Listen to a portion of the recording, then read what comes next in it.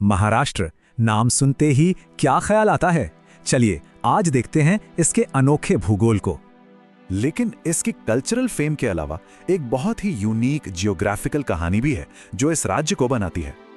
चलिए कुछ नंबर्स पर नजर डालते हैं। एरिया के हिसाब से महाराष्ट्र इंडिया का तीसरा सबसे बड़ा स्टेट है। लेकिन ये लैंडस्केप एक जैसा नहीं है।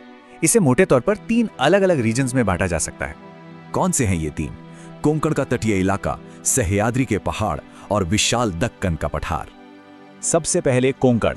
ये एक नैरो कोस्टल प्लेन है जो अपनी खूबसूरती और हाई बायोडाइवर्सिटी के लिए फेमस है।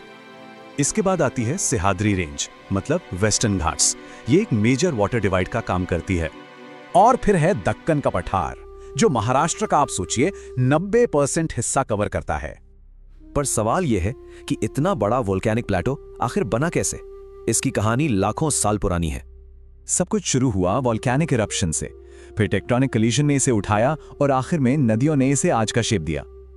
अच्छा, ज्योग्राफी तो समझ ली, अब बात करते हैं इसकी लाइफलाइंस की, मतलब यहाँ की नदियों की। महाराष्ट्र में 5 मेजर रिवर सिस्टम्स हैं, सबकी अपनी अपनी खासियत है। कुछ पूर्व तो कुछ पश्चिम की ओर बहती हैं। इनमें गोदावरी बहुत खास है। इसका रिलीजियस, इकोनॉमिक और हिस्टोरिकल हर तरह से बहुत महत्व है। और इन नदियों में पानी कहाँ से आता है? जाहिर है यहाँ के क्लाइमेट से, स्पेशली मॉनसून से। महाराष्ट्र के क्लाइमेट को समझने के लिए रेन शैडो इफेक्ट को समझना बहुत जरूरी है। ये क्या होता है? तो वेस्टर्न घाट्स की वजह से बारिश में भारी फर्क आता है। एक तरफ हरे भरे तट, दूसरी तरफ सूखे इलाके।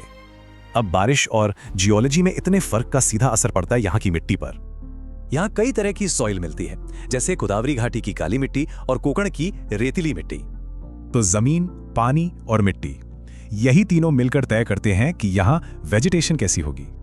मतलब ज्यादा बारिश वाले इलाकों में एवरग्रीन फॉरेस्ट से लेकर कम बारिश वाले इलाकों में कांटेदार जंगल तक सब कुछ है।